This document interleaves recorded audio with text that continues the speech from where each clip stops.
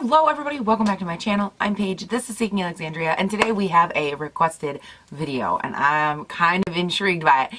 I was sent a picture of this makeup applicator, and they were like, hey, we were curious if you'd try this, it's a little pricey, da-da-da.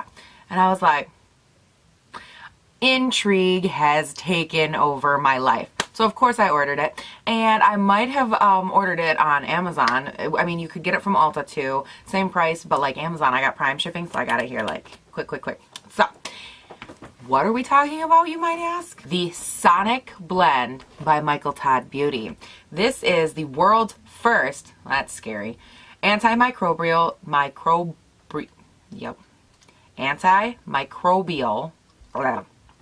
Sonic makeup brush with 3D flaw fill technology. And I was like, girl, what? This is basically like a rotating weird makeup brush, and it's $75. I about died. But I was thinking, and this is kind of how I justify my life. A, you buy it from a place with a good return policy, you know my drill. If it ain't good, you ship that shit back in like 3 seconds, first of all. Second of all, I was like, well, you know, you spend like for a good brush, like a good any brush really, aside from like, you know, I mean, there are more affordable lower end brushes, but like It Cosmetics brushes, those things are like 40-50 bucks a piece, and they don't buzz or rotate or like have no flaw fill technology that's 3D. What? So this is about as far as I got when I realized it came with a book. F my life, okay, you guys? There's literally like, when I tell you, this is a book. Like, this is legit. So I'm like stumbling through this book, and I'm like, I don't want to read all this. This is boring. I just want to play with a brush. So under application, it says, Sonicblend makes applying liquid and powder makeup easy. State-of-the-art Sonic 3D flaw fill technology applies makeup better and faster than with hands alone or traditional manual and rotating brushes. Using hundreds of micro brush strokes per second, Sonicblend lightly buffs and blends makeup across the skin's surface in smooth, thin layers for a flawless, professional, airbrush-looking finish without clumping or creasing in pores, fine lines, or wrinkles. Start with a small amount of product. Remember, Sonicblend provides better coverage, so less is more. I'm like, better coverage? Girl, why are you lying? For liquid foundation, pour or pump a dime to nickel size amount of your favorite liquid foundation onto the back of your hand or palette. With the power off, dip the brush into the product. Can you imagine if it was on and it's like, and it just like flings everywhere? Hilarious. Nobody wants to watch a 15-minute video on me reading. Ugh. Open this bad boy up and get us a brush. Watch out. Comes like this with a charge cord. Like how I throw the boxes around like it didn't cost $75. And there are a couple of different like finishes you can get for the brush. I went with this adorable tortoise. I don't know. I just loved it. I thought it was super cute. And then this head is separate. This is the little head. And I did see on the internet, they do make replacement brush heads too. So this is what you get. That is very nice and soft. And this is the little brush head. Interesting. And I'm assuming this just pops out, yeah? Sits right on there like that. Ooh, baby. Ooh. Okay. And then you just kind of... Can you hear that? So loud. Oh God. We're in hyperspeed. How do I shut it off? Hold the power button to shut it off. Okay. Now I'm thinking... In a recent video, I don't know when you guys will watch this video, but previous to this, there is a video using the Superstay Better Skin Foundation, which I am loving, but I did mention in this video that I was having a really hard time getting coverage. So I thought this would be a good one to try with this brush, see if it does really help build up coverage in these areas, because we've seen like how it wears and all that. It's not my shade, but like we can look past that. So let's take some here, and it says less is more. And I did already prime and prep my face, obviously. I mean, duh. I'm so intrigued that this says that I can use this with powder and cream. I'm dying. Okay, you guys, here goes nothing. I'm so sick of reading, but like I don't want to do it wrong, but this is ridiculous. Okay, let's go. So power is off. We're going to take a little bit of product. I think I would call that a little bit. I don't know. I even dabbed off again. Okay. I feel like I've got the power. Alright, let's do this. That is by far the weirdest sensation I've ever had in my entire life. What? Hold on, I should zoom you guys in. I don't know if you're going to be able to see it or not, but you got to be zoomed. That's so weird. Okay. Whoa. Girl. Okay, all right. Now we're going to test this theory of what it says about building up in like the other areas, because it says that you can build coverage and get more. Although I got to be honest, I do think that this is already better coverage than I had before with the same foundation. What I do like about this is I feel like this would be very good for like rejuvenating your skin. So I don't know how well it's going to pick up on camera, but I went ahead, I did this half finished. This half has not been touched. And I wanted to give you guys like an actual close-up of it so you could see like over here I'm still obviously really like extra red and shiny and all that stuff. And then this is the side that has obviously been done. And wow, holy crap. That looks so good. And like it doesn't leave those normal brush strokes that I'm used to with like a regular traditional flat top kabuki. There's virtually no streaks, and when there was, it's because I was sweeping it too far. I have to keep reminding myself like small little strokes, small little tiny strokes, because that's what it said to do in the instructions. And as long as I kept doing them like that, holy cow, it looks so good. Like, it looks amazing. And I did get better coverage right here. Like, it's still not amazing, but I'm interested to see maybe if I put a little concealer on there, if I can get a little bit more coverage, because I realize I am super, super red. So I'm going to go ahead and finish this other half up, and I will meet you with concealer. Woo-hoo! So I went ahead, I finished the entire face. I'll probably keep this camera zoomed for most of this video, just because you guys obviously want to see it. But I did take what was left on the back of my hand, and I blended it out with this brush so that you guys could kind of see the finish a little bit better. I thought maybe this would help. I'm not sure if it is or not, but it looks so good. Like, it buffs it into like all the creases, and it's so soft and smooth. Like, it doesn't, I feel like it takes part of the tacky away. Like, it's still a little bit tacky, but it kind of, I don't know if it's just because it buffs in the extra or what. Now for foundation, why does everything fall? For concealer, I normally, you know, I would take mine and just put it under my eyes and do it that way, but that's not how they say to do it. So we're going to take it and we're just going to put some of this on the back of the hand here like that. And we're going to kind of do this the same way. It did say for the under eyes to kind of go in like slower, slower, like tight motions. And it'll be a little similar. I will say at first, one of my grievances with this is I thought, wow, this is taking way too long. It shouldn't take this long. This is insane. You know, they need a bigger brush head. And then I was like actually examining like the planes of my face and stuff. And I can see why it's this size, because this fits like perfectly right up into the inner eye socket right there. You know, this really does fit quite nicely. Wow. That did blend out very nicely. So it's right here, not over here. Blends out really pretty. I kind of feel like I lost a little bit of coverage right over the blue area right here, but it says it's buildable, y'all, so let's do this. I'm going to take a little bit more of this, so because I do want to keep working. Like, look at how that does look really nice. And I want to take it down onto my normal planes down here and kind of highlight the face like I normally do.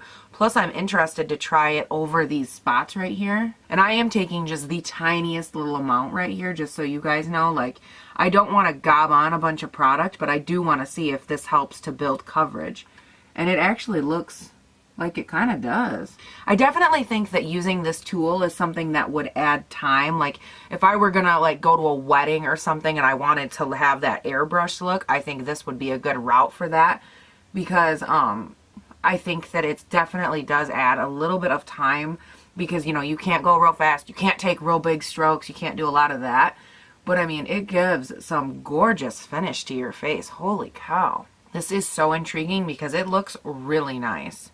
Now I am going to, obviously on camera, I'm going to wipe this bad boy off, and I want to go in with a setting powder and set my face because, duh. I'll probably do all my face makeup first, just because why not do it all right now, because this is fun. So I'm just wiping off the extra product. It doesn't say you have to clean it. It just says to wipe it off. Obviously, you don't want, you know, your product sticking and getting all funny. And then we are going to go in. I think I want to use the velvetizer. I tell you, Matt, we're going to go like airbrushed on airbrushed on airbrushed. So basically, I've never looked better, hopefully, than I have today. Or worse. I mean, it could go either way. So I'm just going to take with my brush off, obviously, because I think that would be bad. I'm going to dip it in the velvetizer. So let's go ahead and let's turn this on. And a lot of times when I use my velvetizer, I just go in and I kind of use like some, and then I do the planes of my face with a little bit of it. And then I go in with like what I call a real setting powder afterwards. But I just like the look of this so much, but I never want to do my whole face in it because that's just a lot. It's a lot of time. And the velvetizer takes a long time to apply because it's so fine that it like has a hard time sticking to the brush. So the main areas I like to hit are like right up around here, because that's where I have my biggest texture issues. And then I do go ahead and hit, you know, over the sores and stuff too. But I don't ever give it like a real like intense, you know, coverage or anything. Let's go in with some RCMA setting powder, translucent. I have used this a million times, obviously. And let's just kind of leave brush off, dip in, tap it off, turn the brush on. The rest of it like naturally taps off. It just spits off. And then you kind of go in. I'm thinking, what do I want to do next? Where's that Marc Jacobs at? Ooh, girl, we're trying it on the Marc Jacobs Tantastic Bronzer. And if it messes up my bronzer, we're going to have all kinds of grievances, because this bronzer is like my favorite thing in the entire world. So, I want to take this. I'm just going to dip in here a little bit, swirl it around, get some product on there. When you tap this off, boy, it's like tapping off a Cadillac. Okay, turn it on. Now let's see what we get. I don't know that I think it's doing any kind of a difference. Really? So there's my bronzer. So far I'm not seeing a huge difference. I'm going to go ahead and do the blush though, because I mean, we're already this far. We're committed now. Going in with my favorite, my tried and true, my Orgasm by NARS. Oh, girl. This is like the best blush in the entire world. We're just going to take some on the brush. We're just going to do it. I feel like it's shearing out my blush like right here, and I can't get any coverage, and for some reason it's ending up way up here instead of like right where I'm putting it, which is down here. That's weird. I'm going to go in next and I'm going to grab highlight, some of my Becca highlight here. Now this highlight actually recently got shattered all to pieces, but I thought maybe this would be a good brush, you know, if I could work it in like a powder and tap off all of it. Maybe this would work. I don't know, but we're going to try it. I'm going to look either good or bad. There's probably no in between. It's not bad, but I feel like it's taking one of my favorite, most intense highlighters and making it less intense. It definitely helps to minimize the look of texture under the highlight. Okay, I'm going to go ahead. I'm going to finish the rest of my face makeup, zoom out, and then we're going to talk. But look at that highlight. Oh, girl, it's popping. Oh, wow, that side's really popping. I think it's the lighting. I don't think it's totally highlight right there, but I mean, if it is, I'm not going to be upset. I'll be right back. Okay, so what are my final thoughts on this brush? I think that it did a very nice job applying foundation in the liquid sense. I think it did an okay job with concealer. I did not like the way that it really applied my powders. I feel like overall it almost made them blend together, but like not in a good way, almost to the point where it's not giving the same effect that I would like from those particular products. I made sure to use products that I know how they sit, how I like them to sit, how I like them to look on my face. And I think that I like that it blends it well, but I feel like it blended it too well. You know, it sheared it out too much to where it's almost like you can't hardly see it in person. I think on camera, it'll pick up a little natural shadow, but in real life, it's just not as there as I would like. So that was kind of a bummer. But as far as how well this did foundation, it did it like a dream. It set it down very, very well. I think that it did build a little bit of coverage, which we, like I said, we saw in the previous video where I started using this. I did have a hard time getting that consistent, you know, full thick coverage out of it. And I think that this did a much better job at getting coverage. It still didn't cover it 100%. But I think it did a pretty nice job. I'm not one of those people that has to be 100% covered all the time. Like, I fully admit, like, yeah, I've got acne scars. I have acne. I'm 12. It's just the way the world works. And I'm okay with that. There are times that I would prefer, you know, a more full coverage look, and I think that this might be handy for those times. I will say that using this did add a lot of time to getting ready, like a lot. So if you were to use this, you know, with your powders, you're looking at just adding at least a half hour to your routine, because you have to be so slow and steady and meticulous, and just it takes more time. For the foundation, I think it's worth it. For the rest of them, I would honestly say I don't think it is. Even concealer, I would prefer to use a beauty blender. I think that I did use a little bit less product, not a lot less, but a little less product. I also was making sure though to try and go over and cover those spots like it had said. I think that this might be a great tool if you're someone like me. I struggle a lot with cake face. We've all seen my cake face up close and personal. I think this would be a great tool for the cake face, just because it kind of, I don't want to say forces you, but it really, you know, forces you to shear down your products, calm down, use only what you need to use, and build up in other areas. Plus it does help work the foundation into your skin as opposed to sitting on top of it, which I also think helps that process and that, you know, mission, if you will. The part I struggle with is that it's $75. I do think that, you know, you can obviously clean these. They're antimicrobial. They're, in that sense, it's okay. I like that these are interchangeable, but the interchangeable heads are $25 or $26, something like that. So you're not looking at a cheap replacement head either. It is rechargeable, so you don't have to buy batteries. That's a plus. And then even if you did lose the cord, it looks like it's just a standard micro, so you'd be good there too. The part that I really struggle with is the $75 for the thing itself. It did do an amazing job on foundation. If you're someone that, like, you're in the, I don't want to say public eye, but if you have a lot of photos of you taken, if you see a lot of people very publicly, maybe if you like sell things like real estate or, you know, that kind of thing, and your job really depends on how good you look literally, then this might be a great tool for you to kind of complete, fulfill, and look extra, a little extra professional if that's something you struggle with, or if you have cake face and that kind of thing. I don't know for me yet if this is a go or not, just because out of all the things that it said it was really good at, it only, in my opinion, was only really, really good at the one thing, but it was really good at it. Like, I love the coverage. I loved the finish. I loved everything about it. I liked that I didn't have to layer up, you know, a large area to layer up. I could just literally go in and do these tiny little areas, and it was able to be layered and look more covered that way. So those are kind of my thoughts on it. Do I know if it's worth $75? No, I don't. I like all the thought and a lot of the different thoughts that they kind of came at this tool with. I struggle mainly with the price point. You know, if this was like $40 and that's what we were talking about, it'd be a no-brainer. Like, hell yeah, buy it for $40. Honestly, I would even say I would probably go $50 to $60 and I would be fine. But it's the fact that they took it all the way to $75 that I'm like, and then it's an interchangeable head. Like, yes, you can clean this one, obviously, and that's not a problem. You can keep it for a while, I'm sure. Overall, for me, I'm not 100% sure if I'm sold on it yet, just because it did take extra time, and that's not something I know if I would want to commit to every day. So I would say, I'm going to end it, I guess, this way. If you have the $75 and you feel like, you know, you are having problems with cake face or this or that, it might be something for you to try. Make sure you buy it from a place like Amazon or Ulta that have a really, really good return policy. So that way it is returnable. If you try it and you're like, holy shit, that was not worth my $75, F you, I want my money back. Not a problem. You'll get your money back and life can go on. If you bought it from a place like, you know, just a random place online that doesn't have a bang and return policy, I don't know that I would recommend that.